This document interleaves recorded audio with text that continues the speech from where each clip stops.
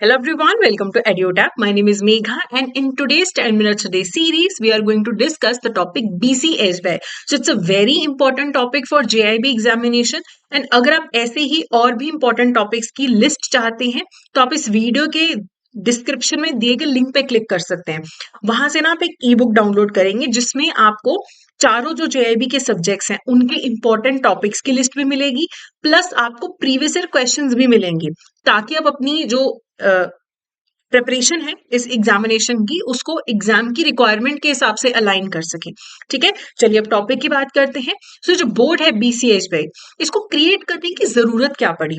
देखिए, जो इंडिया के कस्टमर्स थे ना वो ये कंप्लेंट करते थे कि जो इंडिया का जो बैंकिंग सेक्टर है ना ये अपनी कन्वीनियंस देखता है, हमारी नहीं देखता। हमें क्यूज में खड़ा होना पड़ता है, एटीएम्स आउट ऑफ कैश रहते हैं और हमारे ग्रीवेंसेस को कोई रिड्रेसल प्रोवाइड करने वाला नहीं है। तो आरबीआई ने कमेटी सेटअप किया नवंबर 2003 में और उसके चेयरपर्सन थे farmer deputy governor Shri S Tarapur. और इस कमेटी का क्या नाम था? Committee on procedures and performance audit of public services. तो ये कमेटी सेटअप किया गया। इस कमेटी ने ना बहुत सारे रिकमेंडेशन दिए कि इंडिया में कस्टमर सर्विस को कैसे इंप्रूव किया जा सके जो बैंक्स प्रोवाइड करते हैं। सो उन्होंने रेकमेंड किया कि जैसे यूके में, यूनाइटेड किंगडम में एक बैंकिंग कोड स्टैंडर्ड बोर्ड है ना, वैसे ही इंडिया में भी एक इंडिपेंडेंट वॉचडॉग होना चाहिए। और आरबीआई का भी रिक्वायरमेंट था कि कोई ऐसी बॉडी सेटअप हो जो एक सर्विस स्टैंडर्ड्स प्लेन लैंग्वेज में बता दे और उसे फिर पुलिसिंग भी करे, उसे चेक भी करे, आरबीआई को बीच में इंटरफेयर ना करना पड़े। कि एक बॉडी हो, स्टैंडर्ड्स क्रिएट करे कस्टमर सर्विस के और उन पे चेक भी रखे और बैंक्स वॉलंटरली उन स्टैंडर्ड्स को अडॉप्ट करना चाहें तो कर सकते हैं। सो इस कमेटी की रिकमेंडेशन पे, तारापुर कमेटी की रिकमेंडेशन को 2006 फरवरी के अंदर इंप्लीमेंट किया गया, एक बोर्ड सेटअप किया गया दैट इज बीसीएसबीआई और इसे रजिस्टर किया गया under the societies Registration act 1860। इसे एक नॉट फॉर प्रॉफिट ऑर्गेनाइजेशन के तौर पे एस्टैब्लिश किया गया और इसका फंडिंग मॉडल ये था कि जो भी बैंक्स बीसीएसबीआई का सब्सक्रिप्शन ले रहे हैं तो वो जो फीस पे करेंगे उसी से बीसीएसबीआई फंड होगा। ओके, अब बीसीएसबी को 2019 में डिसॉल्व कर दिया गया। क्यों? क्योंकि आरबीआई ने ना देखो फरवरी 2019 में बीसीएसबी का गवर्निंग काउंसिल को बुला के ये बोला कि तुम जो काम कर रहे हो ना, ऐसे बहुत सारे काम ऑलरेडी सेंट्रल बैंक में चल रहे हैं तो डुप्लीकेशन हो रहा है एफर्ट्स का।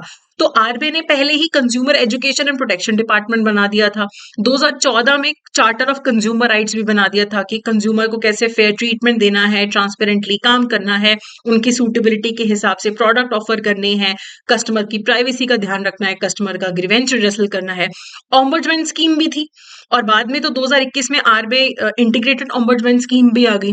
सो बहुत सारे काम तो डुप्लीकेट हो रहे हैं, तो इसलिए 1 अप्रैल 2019 में बीसीएसबीआई के ऑपरेशंस को रोक दिया गया, बंद कर दिया गया और उसे डिसॉल्व कर दिया गया और इसका जो स्टाफ था उसे कहीं और रीडिप्लॉय कर दिया गया या फिर रिटायर कर दिया गया। अब बीसीएसबी ने 2006 से 2019 के बीच में काम करते हुए कोड्स बनाए। एक बनाया code of banks commitment to customers, एक बनाया code of banks commitments to micro and small enterprises. ये कोड उन्होंने इंडियन बैंक एसोसिएशन के साथ मिलके बनाए ताकि अच्छे बैंकिंग प्रैक्टिसेस को प्रमोट किया जा सके, सर्विस के मिनिमम स्टैंडर्ड्स को सेट किया जा सके, वर्किंग में ट्रांसपेरेंसी लाई जा सके बैंकिंग सिस्टम के, और जो कस्टमर्स को सर्विसेज प्रोवाइड की जाती हैं उनके स्टैंडर्ड्स को काफी हाई सेट किया जा सके और बैंक और कस्टमर के बीच में कॉर्डियल रिलेशनशिप बना रहे।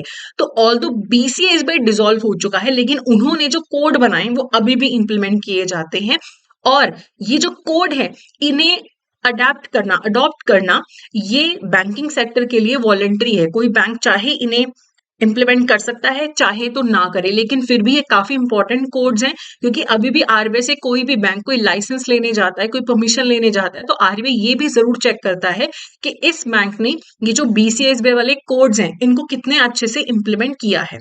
तो ये जो कोड बनाए गए थे ये कस्टमर्स जो हमारे आम जनता है उनके लिए भी थे और even micro and small enterprises को प्रमोट करने के लिए भी इन कोड्स में कमिटमेंट थी। तो की कमिटमेंट क्या थी कि जो भी कस्टमर्स होंगे उनके साथ फेयरली और रीजनेबली डील किया जाएगा, एंड कस्टमर्स को अच्छे से बैंक के फाइनेंशियल प्रोडक्ट्स के बारे में बताया जाएगा, उनको प्रॉपर सर्विसेज के बारे में बताया जाएगा कि कौन सी चीज कैसे काम करती है।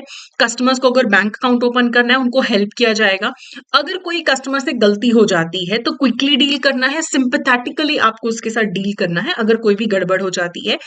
कस्टमर की जो इंफॉर्मेशन है उसे प्राइवेट रखना है, कॉन्फिडेंशियल रखना है और इस कोड को पब्लिसाइज करना है। तो जो बैंक्स है ना अपनी वेबसाइट्स पे भी पब्लिश करते हैं इन कोड्स को, और कैसे वो इंप्लीमेंट करें ये सारी चीजें वो पब्लिसाइज भी करते हैं। और बैंक्स कमिट करते हैं कि वो नॉन डिस्क्रिमिनेटरी पॉलिसी अपनाएंगे, कस्टमर्स के बीच में डिस्क्रिमिनेशन वो नहीं करेंगे और कस्टमर्स को एक प्रॉपर ग्रीवेंस रिड्रेसल मैकेनिज्म भी प्रोवाइड करेंगे। अब इस कोड के अंदर ये जो दोनों कोड्स हैं इनमें इंफॉर्मेशन ट्रांसपेरेंसी की भी बात की गई है कि कस्टमर्स को उनके राइट्स के बारे में ट्रांसपेरेंटली बताया जाएगा। कस्टमर जब अपना अकाउंट ओपन करते हैं ना तो उन्हें डू नॉट कॉल का ऑप्शन दिया जाएगा कि जैसे आजकल बहुत एग्रेसिव मार्केटिंग होती है प्रोडक्ट्स की, तो बैंक वाले बार बार कॉल करके आपको कुछ चीजें या प्रोडक्ट बेचने की कोशिश करते हैं, तो कस्टमर के पास डू नॉट कॉल का ऑप्शन होना चाहिए कि वो ऑप्ट आउट कर सके इन सारी कॉल से।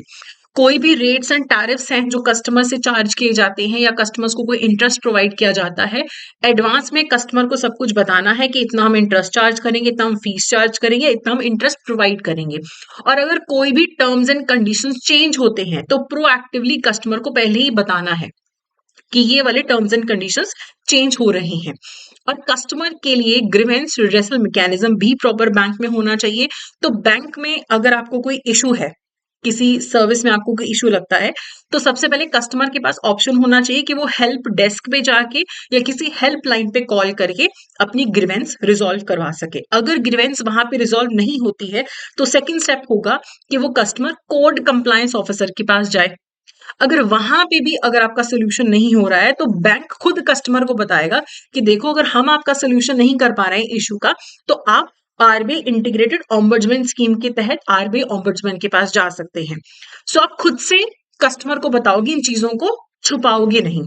ठीक है, तो दिस वाज ऑल अबाउट बीसीएसबीआई। सो अभी अगर आप देखिए, अगर आप इस एग्जामिनेशन के लिए प्रिपेयर कर रहे हैं एंड आपको लगता है कि देखिए मैं खुद से प्रिपेयर कर सकता हूँ, ग्रेट। लेकिन अगर आपको कहीं ना कहीं पे लगता है कि मुझे ना एक वेल स्ट्रक्चर्ड कोर्स चाहिए, कि मैं सिर्फ कोर्स ले लूं, मुझे कहीं और जाना ना पड़े, कोई मुझे मैकमिलन की बुक ना परचेज करनी पड़े, कोई मुझे अलग से नोट्स या टेस्ट सीरीज ना लेना पड़े, तो इसी वीडियो के डिस्क्रिप्शन में ना आपको कोर्सेज का लिंक मिलेगा, जिसके थ्रू आप एडुटैप की वेबसाइट पे चले जाइए, वहां पे कोर्सेज पे क्लिक करिए, जेआईबी कोर्सेज पे आप क्लिक करेंगे तो आपको ये विंडो मिलेगा। अगर आप कॉम्बो पे क्लिक करते हैं यहाँ पे जैप कंप्लीट मास्टर कोर्स आपको देखेगा। सो इस मास्टर कोर्स में आपको चारों सब्जेक्ट्स जो हैं जेआईबी के, उसके रिकॉर्डेड क्लासेस मिलेंगे, नोट्स मिलेंगे जो आप प्रिंट कर सकते हैं, टेस्ट सीरीज मिलेगी, चैप्टर वाइज एमसीक्यूज मिलेंगे, with explanation previous year questions भी मिलेंगे, और एग्जाम से जस्ट पहले वाला जो हफ्ता होता है उसमें आपको लाइव क्लासेस मिलेंगी रिवीजन के लिए।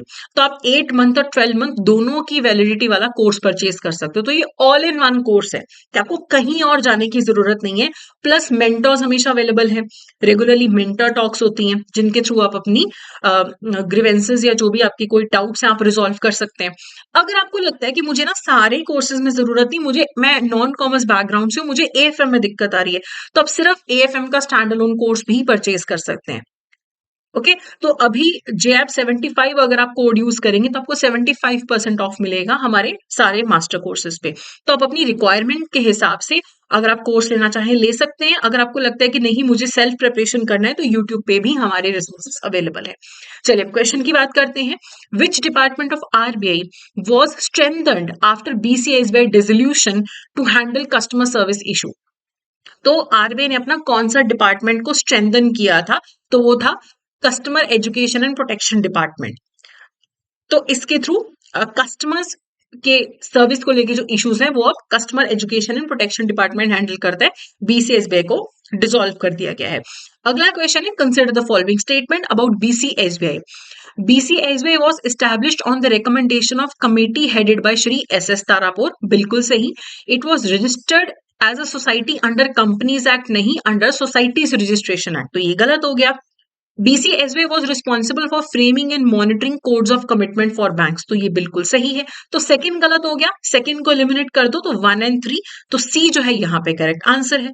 तो आई होप ये सेशन आपके लिए बहुत हेल्पफुल रहा होगा. So that's it for today. Thank you so much.